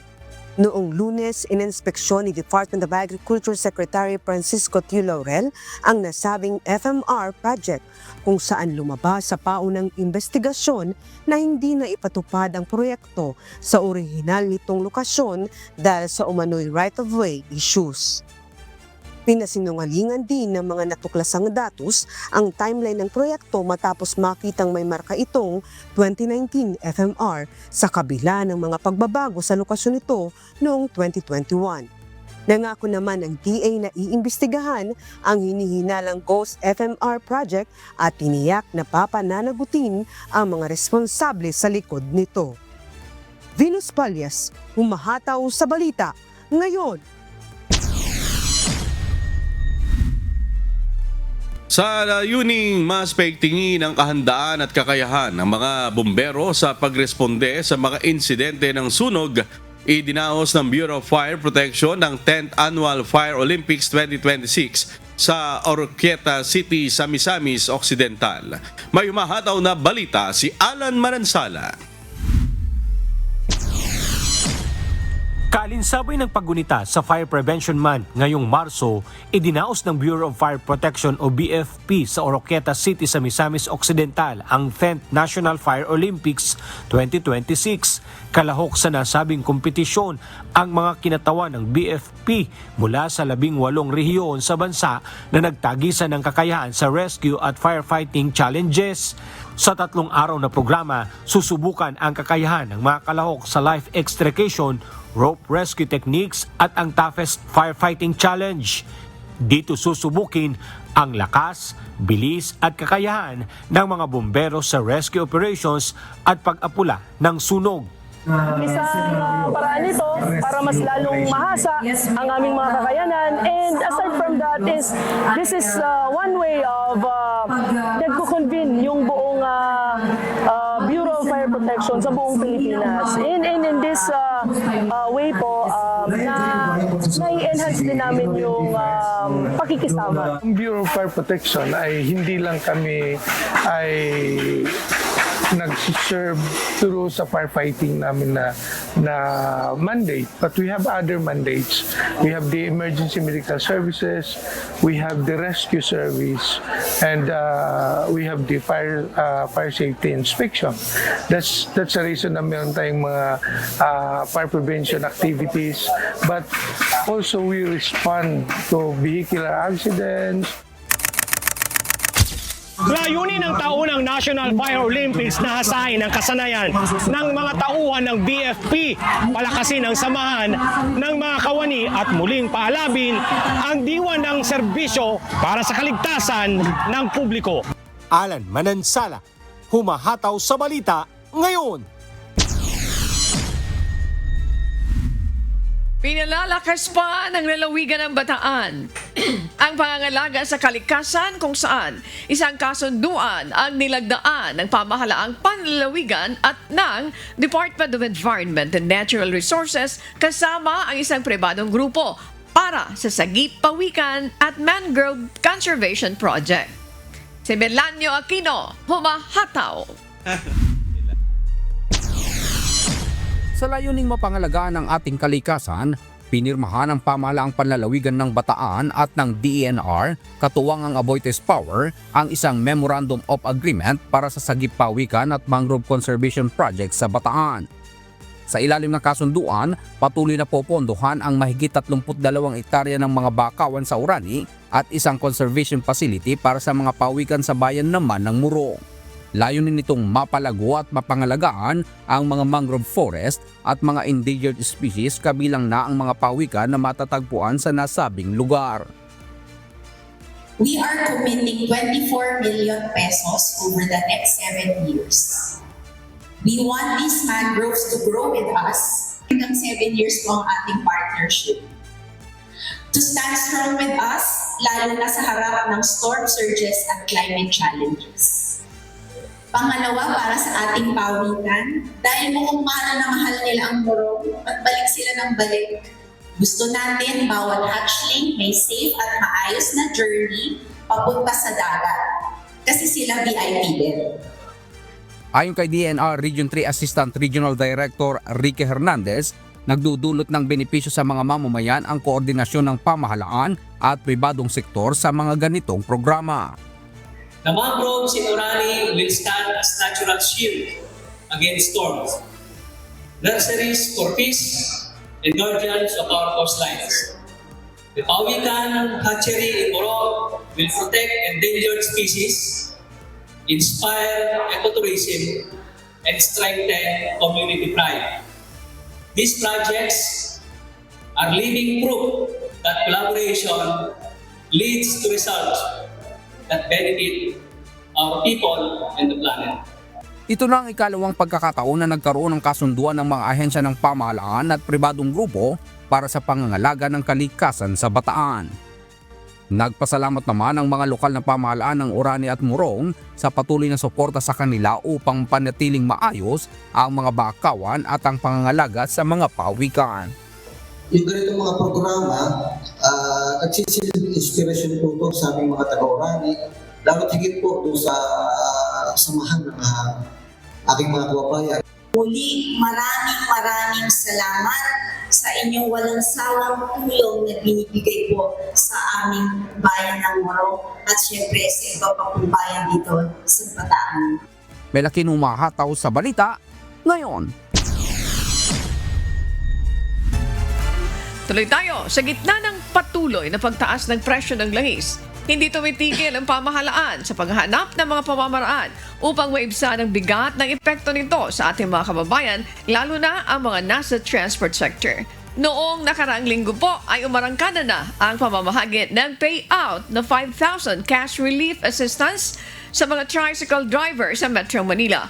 Habang sinimula na rin ang payout ng cash assistance sa mga TNVS driver at iba pang PUV drivers. At para alamin ang update kaugnay sa isinasagawang distribution ng ayuda para sa mga kababayan natin na nasa transport sector, makakausap natin muli ngayong umaga sa Department of Social Welfare and Development Assistant Secretary Irene Dumlao. Magandang umaga po sa inyo, Asik Irene, at maraming salamat po sa inyong pagpapaunlak sa aming interview ngayong umaga.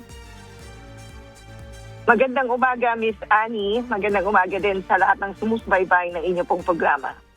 Maraming salamat po. Ang unang tanong namin, Asik Irene, kumusta na po ang status ng ginagawang payout ng DSWD, ng cash relief assistance para sa mga nasa transport sector? Nasa mga ilan na po ba ang nabigyan ng ayuda? Yes, Miss Annie, tama po iyan. Kahapon nga po namahagi tayo ng 5,000 pisong cash relief assistance sa mga TNVS drivers para makatulong na matugunan yung kanila pong pang-araw-araw na pangangailangan dahil alam natin kung humaharap sila sa iba't ibang mga suliranin, bunsod nga ng patuloy na pagtaas ng presyo ng petrolyo. So dito po sa Kamaynilaan, mahigit 22,000 na mga TNVS drivers ang ating pong nabigyan nitong tulong pinansyal kahapon. Today naman po, mamamahagi tayo ng 5,000 piso sa mga jeepney drivers. Again, dito po sa Kamaynilaan. In fact, Miss Annie, patungo tayo ngayon ng Valenzuela upang i-supervise yung pong payout natin na mag-uumpisa ng alas 7 ng umaga.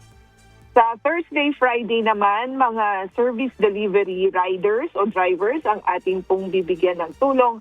At sa Sabado ay mga MC taxi drivers naman po. Okay.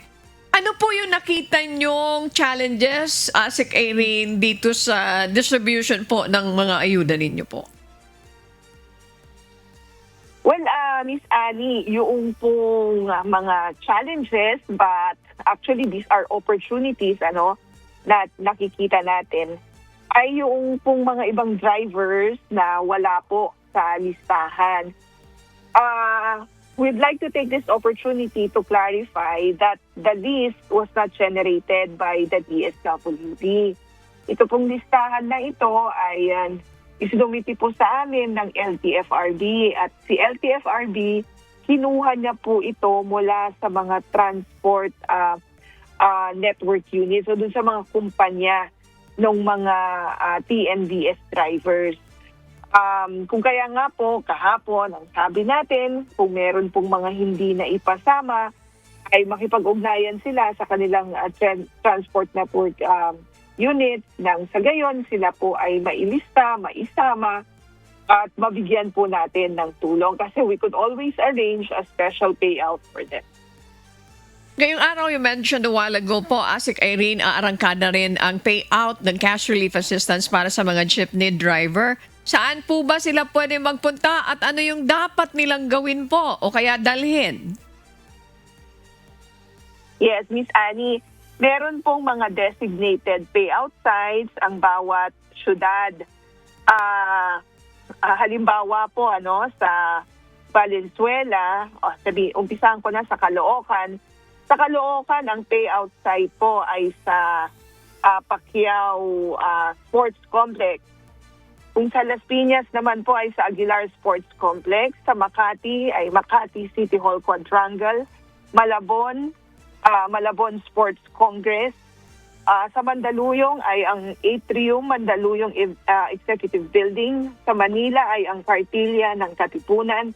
Sa Marikina naman po ay ang Community Hall, Marikina Convention Center. Sa Muntinlupa ay ang Muntinlupa Sports Center. Sa Navotas ay ang Phase 1B Multipurpose Building. Sa Parañaque naman po ay ang San Dionisio Sports Complex. Sa Pasay ay ang Pasay City Sports Complex. Sa Pasig, Capitolio Amphitheater. Pateros ay ang Pateros Municipal Hall. Quezon City ay ang Quezon Memorial Circle. San Juan ay ang Atrium Taguig Mercado sa Lago. And in Valenzuela ay ang Casa del Polo. So lahat po sila na mga jeepney drivers ay magtutungo po dun sa mga designated payout sites kada syudad. At ang dadalhin lamang po nila ay ang kanilang valid driver's license at ang photocopy po nito. Okay. Yan. Asek, may ilang komento po mula sa mga netizens na nagtatanong kung bakit cash itong ipinamamahagi nating ayuda at hindi fuel subsidy cards na gaya ng ginagawa dati. Kasi may mga nagsasabi na imbes po magamit talaga sa fuel, ay nagagastos po sa ibang bagay?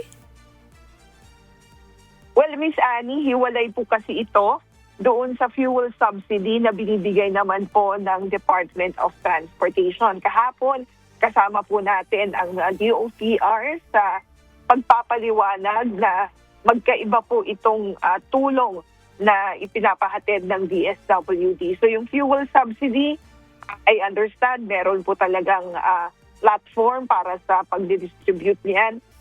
Ito namang pong cash relief assistance mula sa DSWD, cash po natin ito na i-distribute kasi naging mabilisan po yung ating pong pagtugon at mabilisan yung naging mga proseso. So we're doing it manually. In fact, we also require nga po the physical presence of the drivers kasi gusto natin matiyak na buhay po yung mga drivers natin. And also, sabi ko nga, it's actually an opportunity for us, Miss Annie, to perfect the database or the list of drivers so that in any case na magkaroon po ng pangalawang bugso, pangalawang pagkakataon na pamamahagi ng tulong, we could already move forward using digital platforms naman. Pwede na natin i-adapt yan kasi we have already verified the list. Asik Irene, may timeline po ba ang DSWD kung kailan po isusunod na mabibigyan ng cash assistance yung iba pang nasa probinsya po? Yes, after Holy Week naman po, Miss Annie, yung namang pong nasa labas ng Metro Manila. Holy Week na kasi po next week, so we'll just have a short break and then once we return after the Holy Week break ay magre-resume na po tayo sa pamamahagi ng tulong. Ngayon po, nakikipag-coordinate na ang aming mga field offices sa mga local government units sa kanilang respective AORs para po may listahan na tayo na magiging basehan sa pamamahagi ng tulong. Okay. Isa pang gusto namin may parating, yung mga conductors daw po, mga konduktor ng bus, hindi kasali. Kung sakasakali naman po na mapag-aaralan nito, kainino dapat mag-emanate kung sakaling may mga recommendation? Ito ba pwede na maggaling sa inyo o dapat talaga doon sa kumpanya? Well, actually, napag-usapan kahapon po ni Sec Rex at ni Sec Panoy. We'll carefully study yung pong naging rekomendasyon. And then once na meron na po tayong na isa pinal, ay ipapaabot po natin sa publiko. Okay. Gayon, kumustahin po namin. Kumusta ang pondo ng DSWD? Mayroon pa po ba kayong pondo to sustain itong payout ng ayuda para sa mga nasa transport sector, Asik Irene? Well, as of now, sapat po ang pondo ng DSWD, Ms. Annie. Of the 63 billion pesos na pondo ng assistance to individuals in crisis situation, as reflected in the General Appropriations Act 2026, we've already earmarked 30 billion o kalahati po nito para dito nga po sa pagpapahatid natin ng tulong sa mga sektor na naapektuhan nitong pagtuloy na pagtaas ng presyo ng petrolyo. So, again, sapat naman po ang ating resources, Ms. Annie, and we're ready to assist ito nga pong mga kababayan po natin. Okay. Asik Irene, may kumakalat po ngayon na text messages na nagalok ng fuel assistance gamit ang pangalan ng DSWD kung saan sinasabi po na fill out ng form o mag-fill out ng form para makakuha ng 3,000 e-fuel voucher. Ito po ba ay legit? Miss Annie, hindi po ito lehitimo sapagkat ang DSWD ay wala pong ipinapamahagi na fuel subsidy. Ang pinapamahagi ng DSWD ay cash relief assistance. At gayon din po, hindi po kami nagpapakalat ng form para inyo pong i-accomplish sapagkat meron na po kaming listahan ng mga makakatanggap ng cash relief assistance. Okay. Si Irene, at this point, mensahe niyo po sa publiko, lalo na ang mga nasa transport sector po. Well, again, Annie, maraming salamat sa pagkakataon na binahagi sa DSWD. Kami po ay nakikiusap sa ating pong mga drivers, lalo na yung mga tatanggap ng tulong ngayong umaga, ngayong araw, I mean to say, yung pong mga duty drivers natin, na kung pwede po para hindi rin po maantala ang inyong pong pamamasada at maging maayos yung pamamahagi natin ng tulong, magtungo po kayo sa mga designated payout sites sa oras po na itinakda sapagkat hinati po natin na merong pong morning at may afternoon sessions o batches po tayo. So magtungo po kayo sa designated na payout schedule at sa mga payout sites na ipaalam po sa inyo. Gayon din po, magdala kayo o dalhin nyo ang inyong valid driver's license at ang inyo pong at ang photocopy po nito. Pagdating nyo po sa mga payout sites natin, tignan nyo po yung listahan na nakapaskil. Makikita nyo yung corresponding number po ninyo. Pag nakuha nyo po yung number nyo, you may proceed to the paymaster o yung nagre-release po ng cash. Ngayon, kung hindi nyo po nakita yung pangalan nyo doon sa listahan, maaari po magtungo kayo doon sa Joint Help Desk. Doon po sa Joint Help Desk, meron pong representatives from DSWD, from LTFRB, upang tugunan po ang inyo pong mga hinaing o inyo pong mga concerns. Makakaasa po kayo na i-address natin lahat ng inyo pong mga issues dahil ang gusto po ng Pangulong Marcos Jr. ay mabahaginan ng tulong lahat po ng mga drivers natin na naapektuhan nga po ng patuloy na pagtaas ng presyo ng petrolyo. Yun lamang po, Miss Annie. Maraming salamat po. Magandang umaga. Maraming salamat po. DSWD spokesperson Asik Irene Dumlao. Good morning. Weather News. Samantala, alamin ang magiging lagay ng panahon sa iba't ibang bahagi ng bansa ngayong araw ng Miyerkules, March 25. Panoorin po natin ang update mula sa Pag-asa Weather Forecasting Center. Magandang umaga po sa ating lahat. Narito ang ating weather update para sa araw ng Miyerkules, March 25, 2026.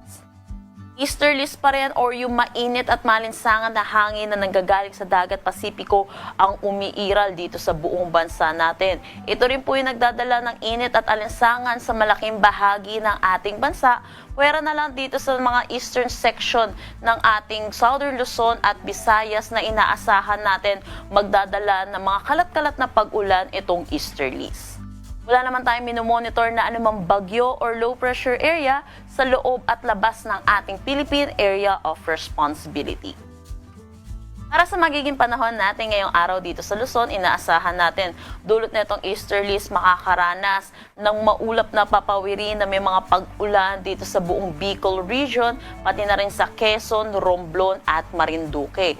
Samantala, para sa Metro Manila at nalalabing bahagi naman ng Luzon, asahan po natin ang maaliwalas na panahon pero asahan din natin yung init at alinsangan lalo na sa tanghali hanggang hapon. Mababa naman yung tsansa ng mga pag-ulan. Kung meron man po, isolated rain showers lamang ito o kaya yung mga panandali ang buhos ng pag-ulan lalo na sa hapon at sa gabi dulot ng mga localized thunderstorms. Agwat ng temperatura para sa Metro Manila 21 to 32 degrees Celsius, Lawag 22 to 31 degrees Celsius, Puerto Garao 21 to 33 degrees Celsius, Baguio 14 to 23 degrees Celsius, Tagaytay 20 to 30 degrees Celsius, at Legazpi 24 to 31 degrees Celsius. Para dito sa may northern at eastern Samar, inaasahan po natin makakaranas din sila ng mga pag-ulan dulot din netong easterlies. Pero para sa Palawan, nalalabing bahagi ng Visayas at buong Mindanao, inaasahan din po natin yung maaliwalas na panahon. Pero yun din po, asahan din natin yung init at alinsangan lalo na sa tanghali hanggang hapon. Kung may mga tsansa po namang pag-ulan, panandalian lamang ito dahil sa mga localized thunderstorm pagdating sa hapon at sa gabi. Agwat ng temperatura para sa Calayan Islands at Puerto Princesa 24 to 32 degrees Celsius, sa Iloilo at Cebu 25 to 31 degrees Celsius, for Tacloban 24 to 31 degrees Celsius, Cagayan de Oro 24 to 32 degrees Celsius, Zamboanga 23 to 34 degrees Celsius at Davao 25 to 34 degrees Celsius. Para naman po sa ating heat index kahapon o yung damang init, dito sa Metro Manila nakapagtala tayo ng 33 degrees Celsius. At pinakamataas po natin na itala ay 40 degrees Celsius dito sa tatlong lugar, which is sa may Borongan, Eastern Samar, Zamboanga City, Zamboanga del Sur, Cotabato City, Maguindanao. Para sa ating forecast ng heat index naman ngayong araw sa Metro Manila, inaasahan natin ang 33 to 34 degrees Celsius. Posibleng pinakamataas nating maitala ay 41 degrees Celsius dito sa may Catarman, Northern Samar at 40 degrees Celsius pa rin dito sa may Zamboanga City, Zamboanga del Sur, Cotabato City, Maguindanao. Pinag-iingat po natin mga kababayan po natin dahil sa mga susunod na araw inaasahan po natin ay pataas na rin itong mga naitatala nating heat index. Pinag-iingat po natin mga kababayan po natin, iwasan po natin lumabas ng tanghali hanggang hapon. Kung hindi naman po natin may iwasan, ay magsuot po tayo ng light colored shirts at magdala po tayo ng pananggalang sa init. Dahil yung matinding exposure po sa labas sa init ay inaasahan po natin na may epekto sa ating kalusugan. Wala naman tayong nakataas na anumang gale warning sa anumang seaboards ng ating bansa. Ang sunrise mamaya ay 5:57 a.m. at ang sunset mamaya ay 6:08 p.m. At napanood po natin ang update mula kay Pag-asa Weather Specialist Chenel Dominguez. Tandaan, sa bawat araw na ating nasisilayan, tayo magpasalamat sa Diyos na may lalang. Hataw Balita ngayon! At para ihatid sa atin ang latest sa presyo ng mga pangunahing bilihin, nasa Martinez Public Market sa Mandaluyong City si Joy Rabina live. Live report. Joy, magkano na ba ang presyo ng isda ngayon dyan? Ako, masarap ang pritong galunggong ngayon. Yes, Bernard, good morning. Ngayon ay nandito tayo sa Mandaluyong City. Dito lang yan sa Martinez Market. At ngayon silipin natin ang presyo ng mga isda. Makakasama natin si Kuya Melicio, Kuya Tami. Kuya Tami, 20 years na si Kuya Tami sa serbisyo. Kuya Tami, matanong ko lang po, kung kamusta po ang bentahan ng mga isda natin ngayon? Tumaas po ba o bumaba? Merong parting tumaas, merong mababa. Kagaya ng galunggong. Talagang oversupply siya. Oversupply, kaya mura. Ang mahal naman talaga yung bangus tsaka tilapia. Talagang mataas ang presyo niya. Pero yung galunggong, nako, masarap kayo magsersyado. Mura ang kamatis. Masarap ngayon. Ang galunggong lang talaga. Ang ngayon, napakamura talaga. Dati pag mga panahon ng napalo ng 300, 250. Pero ngayon, 50 kalate, may benching ko pa, may tumpok. Ang sarap kayo ng galunggong. Tamang-tama mga kasambahay. At ngayon naman, dahil oversupply nga ang galunggong natin, tanungin natin, ano yung budget-friendly na ulam ng ating mga kasambahay ngayon? Sersyado, murang kamatis, murang galunggong. Talagang budget-friendly ngayon. Ang galunggong tsaka yung kamatis. Yun na lang ang may papayo ko sa inyo.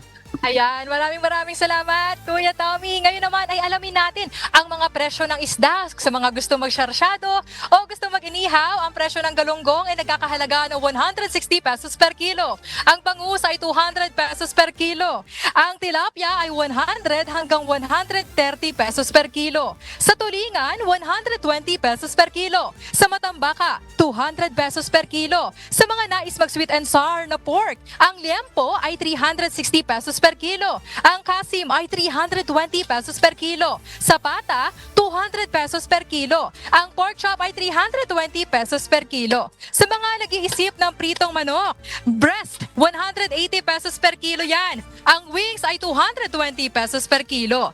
Ang whole dress chicken ay 180 pesos per kilo. Sa mga gusto mag-chop suey o healthy stir fry, ang kamatis ay 70 pesos per kilo. Sa talbos ay 10 pesos per tali. Ang alugbati ay 10 pesos per tali. Sa ang sibuyas ay 130 pesos per kilo. Ang ampalaya ay nagkakahalaga ng 140 pesos per kilo. Sa pechay Tagalog ay 10 pesos per tali. Ang alugbati ay 10 pesos per tali. Sa okra ay 10 pesos per tali. Ang talbos ng kamote ay 10 pesos per tali. At ang sitaw ay 10 pesos per tali. At yan na muna ang ulat mula dito sa Mandaluyong City, Martinez Market. Balik sa iyo, Bernard. Sariling atin yan. Dapat di ka nabili yan. Ayan, maraming salamat, Joy Rabina. Pinag-uusapan namin, masarap yung ulam ngayong galunggong. Makapaggata nga o pritong galunggong mamaya. Maraming salamat na Joy Rabina mula sa Martinez Public Market. Hataw Balita ngayon.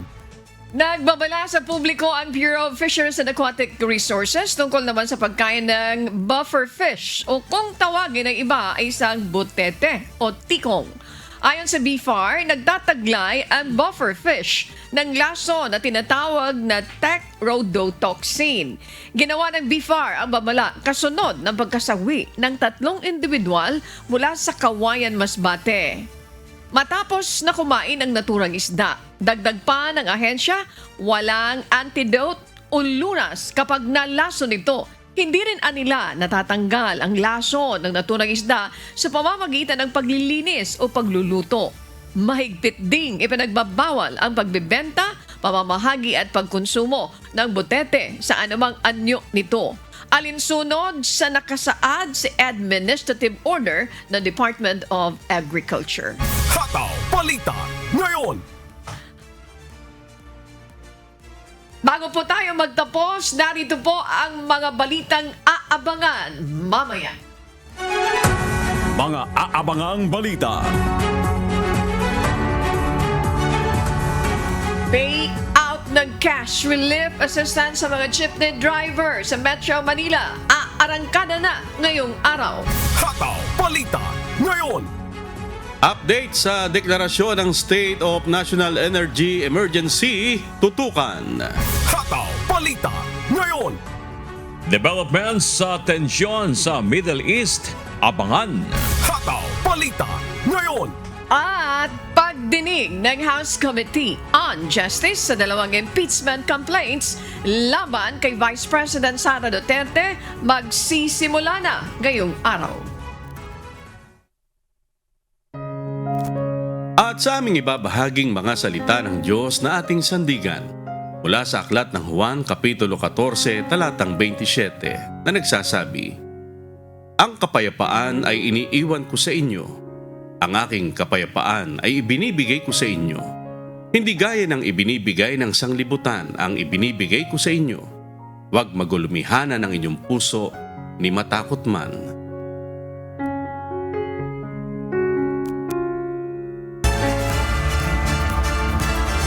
Yan po ang mga umahataw na balita ngayong umaga ng Miyerkules, ika-25 sa buwan ng Marso 2026. Ako po ang inyong amigo, Sherwin Kulubong. Sa ngalan ng lahat ng bubuo ng UNTV News and Rescue, UNTV Radyo La Verdad 1350 at ang ating mga correspondent mula sa Pilipinas at sa iba't ibang panig ng mundo. Ako naman po si Bernard Danis. Sabi ng ating EP, wala ng oras tayo, Christian Ron. Ayan, 6:29 na, wala ng oras. Maraming salamat po sa lahat dito sa mga kababayan natin sa ginawang pagtutok nila sa 2 oras na pagtutok nyo po sa ating balitaan ngayong umaga. Muli nyo po kaming samahan bukas para sa mga umahataw na balita. Ako naman po, si Annie Ventoy. At dito sa UNTV at UNTV Radio La Verdad 1350, Diyos ang aming sandigan, serbisyo publiko ang aming pinahalagahan. Standby po, susunod na agad ang Good Morning Kuya. Salamat po sa Diyos at magandang umaga.